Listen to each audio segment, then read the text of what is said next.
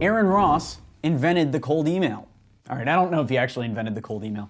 He wrote this book called Predictable Revenue that set the stage for cold email in Silicon Valley. And he also wrote a new book with Jason Lemkin called From Impossible to Inevitable, which is all about how to grow your startup from zero to amazing. I had him on the podcast a while ago, and I wanted to publish the interview here in full because we talk about a lot of interesting stuff. This is the guy that popularized cold email. He grew a company, he grew Salesforce to billions of dollars in sales using outbound techniques. It's amazing. And now he's talking about nailing your niche and some of the stuff we talk about a lot on this channel. So here's a conversation we had a little while ago in full from the Alex Berman podcast. Aaron Ross, cold email king. Let's jump into it. So Aaron, thank you for coming on the show. Yeah, Alex, happy to be here. Yeah, we talked a while ago when I was CMO at InspireBeats, and it's good to catch up. I saw you were speaking at Stelly FD's conference. That was what prompted me to reach out again. How often do you get pitched for conferences like that? I'm not sure. I don't think that often for those kinds of sort of virtual conferences, because I'm not sure how often they happen. But people reach out for conferences. I usually don't do them, but Stelly is a friend from ways back, so I find honestly to a lot of those the big virtual conferences, or I don't know, just I got other things to do usually, especially with so many kids. But Stelly, he pulled some really big names for that conference too. Okay, because I was wondering about that because you teach cold email, so you must see like a crazy amount of cold emails from like every single aspect. So people asking you to speak, that sort of stuff. Did Stelly reach out via email, or what did that actual process look like? Yeah, he reached out. I don't remember exactly how, but he reached out over email, and I said I'd do it because I knew him. And if I didn't know him, I probably wouldn't have done it. Once in a while, I'll do one. I did one. There's like I can't mesh. I lose track because now there's more of them, but it's sort of hit or miss. Yeah, I reached out over email. I said sure, and then you guys got Ryan to help coordinate it. So those things are a lot of work. So hats off to them for pulling it off. Yeah, for sure. Okay, so let's talk about cold email a little bit. So the stuff you wrote about in your book, Predictable Revenue, I've heard a lot of people use those scripts. I know a lot of that stuff, especially the exact wording, like is kind of fall into the wayside. Like, how do you teach cold email now? Like, how has it evolved since the book came out, since Predictable Revenue came out? Yeah, it's interesting because the book came out about 6 years ago, 2011, and just what I notice is, well, one of the things that doesn't change is just people get more email in general. There's more newsletters, more people sending emails. There's more cold email as well, but there's just more email, and there's just more messaging of different areas. There's Slack. There's this. So, and I think the future is again more email, more channels with more messages, right? So there's this ever more competitive to try to get someone's attention. And so where cold email fits into, there's a lot more cold email. And I think a lot because of predictable revenue. And there's a lot of people sending emails just like the predictable revenue style, sort of short referral emails. There's a lot of people who've created new, there's lots of personalized email. There's all kinds of cold email. So what hasn't changed, that cold emailing still works. It doesn't work is you can't be as lazy about it. It can work very well. You have to really know your stuff more, just because there's so much competition for people's attention, whether it's regular emails or cold email or whatever it is. People's attention is just more fragmented. And so the bar has gone up, but cold email still works.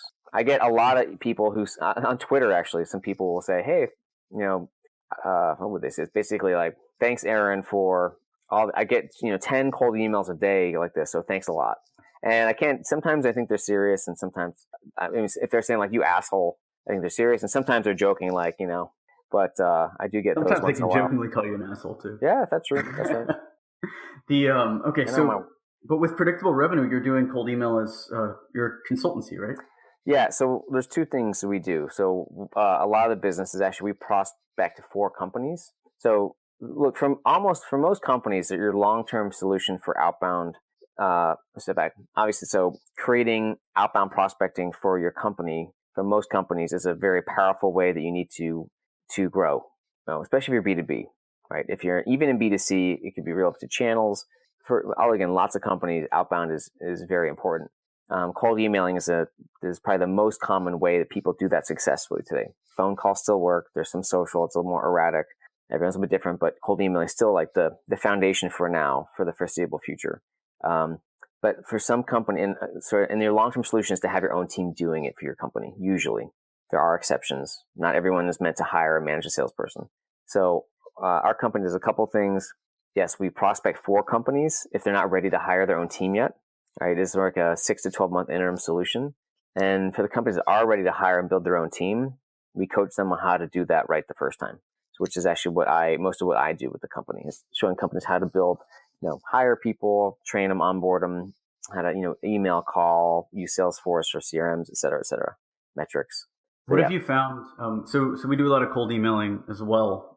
We do other channels too, and it's almost all focused on agencies. Mm-hmm. What have you found with your clients are some of like what are the minimums? Where does a company need to be before they can actually spin up a cold email campaign and be successful? Yeah, well, let's just start when you can hire your own person and manage them internally. You have more options. So let's start there. Usually, you have to have a product that's sellable, right? So in other words, if you get an appointment, you can close something. So I think when we look at taking clients on, there's going to be some caveats here. But when we look at working with companies, which means they're usually, they're ready to invest in a big way. They're not experimenting. Like, yes, we're going to do this.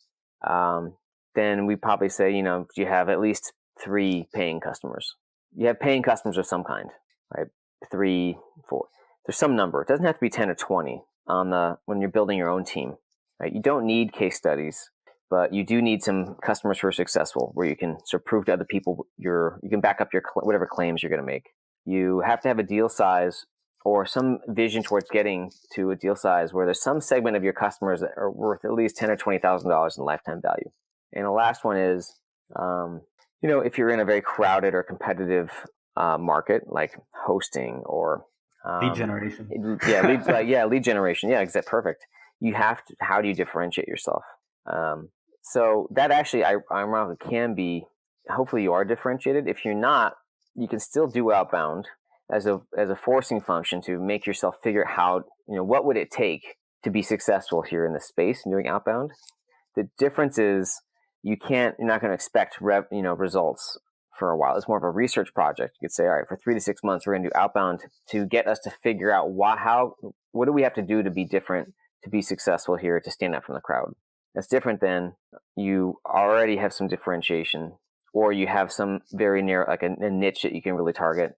You've got some paying customers, you've got some credibility, and you can say, all right, yes, we're going to do it. And within 3 to 6 months, we're going to have a successful outbound program, or generating at least pipeline results. Probably not revenue yet, but at least pipeline. Yeah. So one of the things we found as well is that niche really matters. So like one of our clients only sells to pharmaceutical companies, and they're doing a lot better than like some of the agencies that sell to everybody, or like say they'll do every service. How do you deal with have you encountered that as well? And like, how do you deal with talking a custom services company into niching down? Because that's something a lot of people that listen to this podcast worry about as well, like niching down and trying to sell via cold email like that. Yeah. Well, the first step, honestly, so you mentioned that book that I wrote with Jason Lemkin. It's called From Impossible to Inevitable, or it's at fromimpossible.com. This is why the whole first section of that book came from companies struggling with that very issue. And that section is called, so let me actually start with, there's this painful truth that there's 7 parts of the book. And the first part, the painful truth is you're struggling to grow really because you're not ready to grow. Right? You're not going to be ready to grow until you nail a niche. So it really goes into a lot more detail around why it's important to narrow down, to focus down. It doesn't have to be the whole company. It might just be campaigns, but if you go out saying, hey, what do you need? We can do anything for you. It's not going to work. So for example, a lot of people who start companies or even agencies are people who can pretty much do anything. They're like, what problem do you have?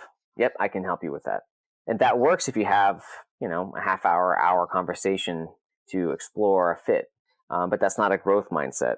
What happens in order to be able to grow, which means you have to be able to reach out to people who don't know you well, and they're not going to give you a half hour conversation to explore the fit. You have to take the approach of, so again, it's not what problem do you have? Oh, I can help you. It's do you have this problem? Do you have this problem? X. If you do have it, great. If you don't have it, I'll move on. Right? That's the growth mindset, that the shift that they need to make in order to be able to grow, and sometimes it's sometimes as simple as retargeting, but sometimes they have to remodel some parts of the business to make it more scalable, which ain't easy, which is why people avoid it. Yeah. I mean, have you had to deal with that at all with your consulting company? Like, especially at larger companies, I could see that would be like a huge issue for them. Yeah. Consulting and services are great. There's the pros are, they're easy to start. They don't take much capital. It's sort of cash flow is a lot easier to generate than a product company. It depends a lot on your expertise. There's a lot of benefits there. The cons are services companies are, again, it's not as scalable. It depends a lot on the founder usually. They're more vague in terms of what they do usually for people. So there's some complexity with the sales cycle, but it can take, sometimes it's easier, sometimes harder. If you have a services company, you want to grow it faster, and not everybody does, but to create more either products or product-like programs, things that are more concrete, less custom, is it's hard to do it well.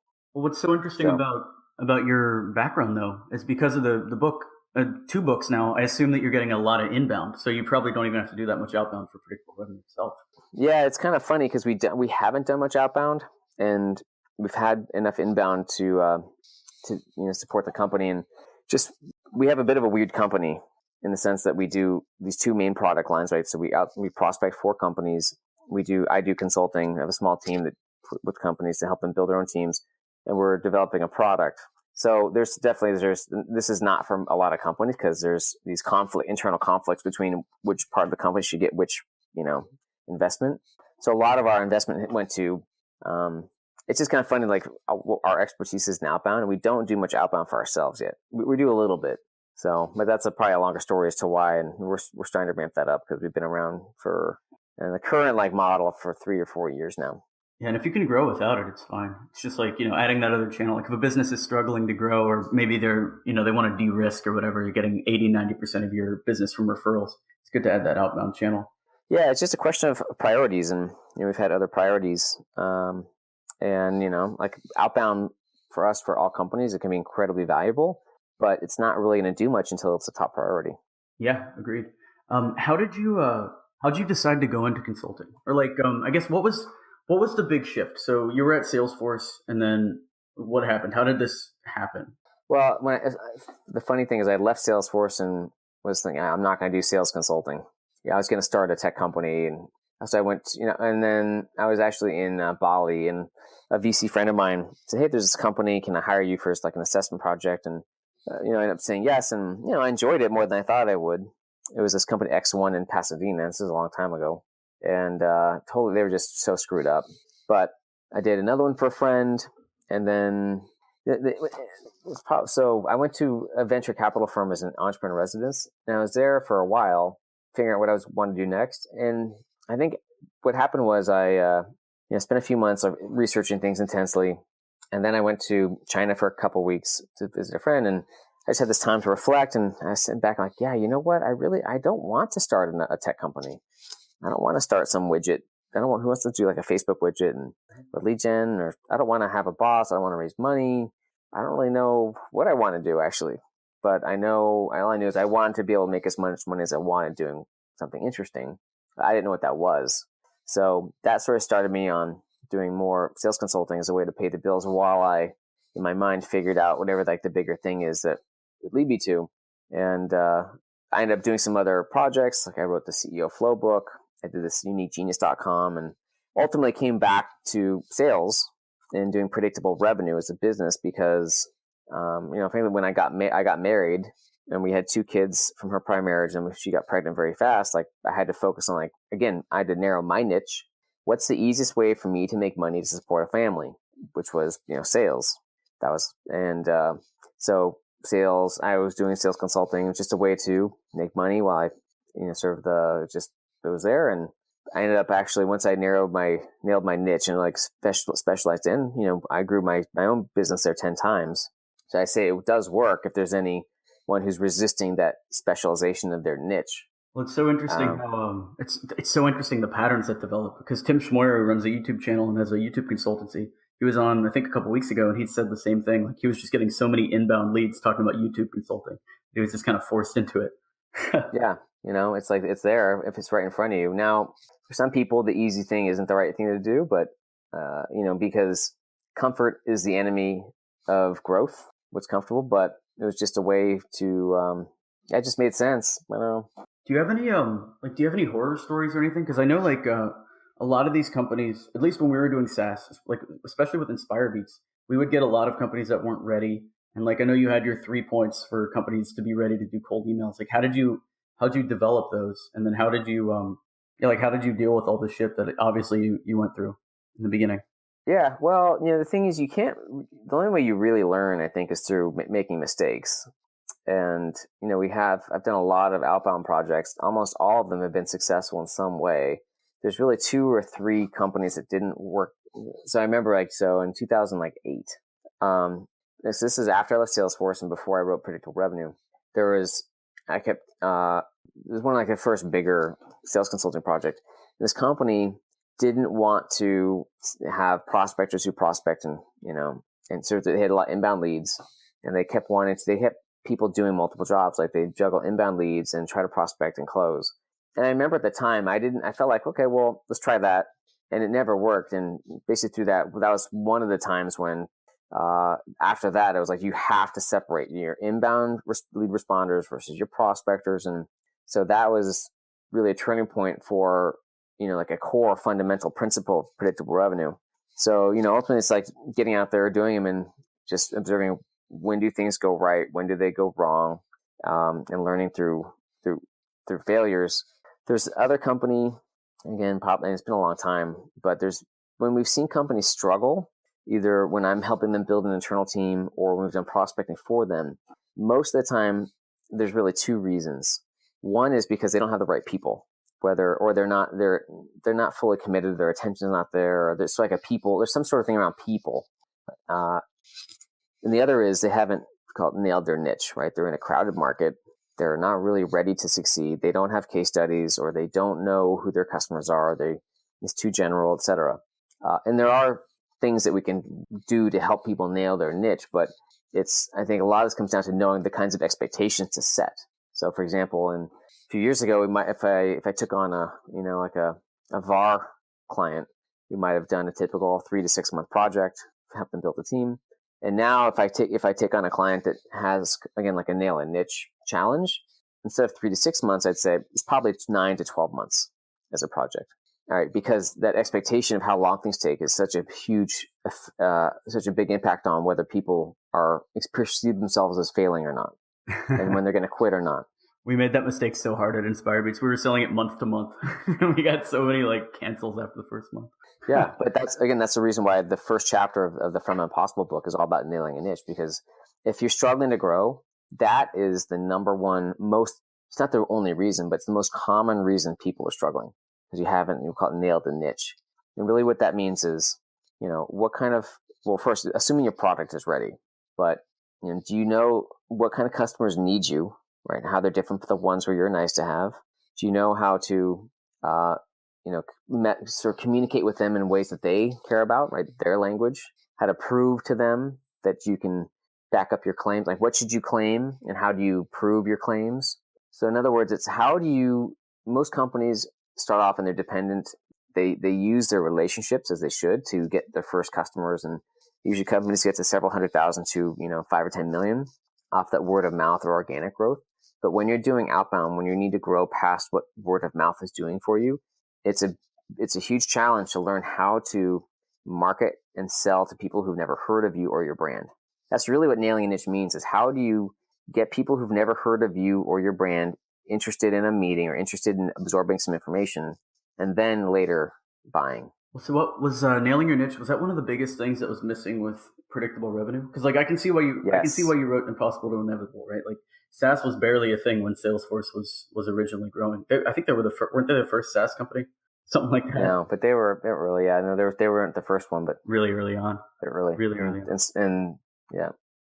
What were some of the other big things that were missing? Because I know a lot of people that haven't even heard of this new book, which is worth checking out, by the way, if anyone's listening. Yeah, no, I've had a lot of people say it's the best business book they've ever read. Yeah. So what was some of the stuff like? What did you think was missing from Predictable Revenue? Like what caused you to write this new one? Well, the From Impossible book, really, we'd say it's a growth Bible. It's a growth book. So, Predictable Revenue is a sales Bible for sales VPs, CEOs who run sales, sales managers, salespeople. From Impossible, the idea is if you're trying to get your company to grow, how can your executive team and managers like understand some of the reasons why, like what does it take to grow faster? Right? So it's not just about sales, although there's a lot of things around sales and marketing in there. But like the first there's 7 sections, 4 around, marketing and sales, right? Nailing a niche, lead generation, making sales scalable and deal size and so on. And then there's 3 sections. One's on sort of the journey, like how long things take, why it takes years longer than you want, right? Because people quit too soon. And there's a couple of sections on people. So in other words, and if you can have great ideas, but if your people aren't backing them or aren't in, then it's going to be a struggle. So it's really meant to be a growth Bible to people trying to make more money. How did you think about building the team for Predictable Revenue? So when it was time to scale up your own consultancy, like who were your first couple hires? How did you think about that? I've had, through serendipity, usually I've had one person years ago as an assistant. I'm going back when. I don't remember. I just met people through here. I had moved to LA, and I met someone who was very capable, and she ended up becoming like my assistant, and then like an associate. And then when she became a mom, she had a friend who took over, who was great. And then when she left, and this is of course of several, probably a couple years at a time, because this really started like 2010, 2011, right? So 6 or 7 years ago. So it was just you and an assistant for. Yeah, I mean, assistant for a while, and then I merged with the company for like 3 or 4 years ago, and so that's because again I have 9 kids, and between babies and family, I never had that. It didn't feel right to build my own team from scratch or raise money, or so I just always felt I would sort of find some companies to partner with or merge with, and that worked out. And there's pros and cons to doing something like that, but it just felt right. So now there's 25 or 30 people in the company.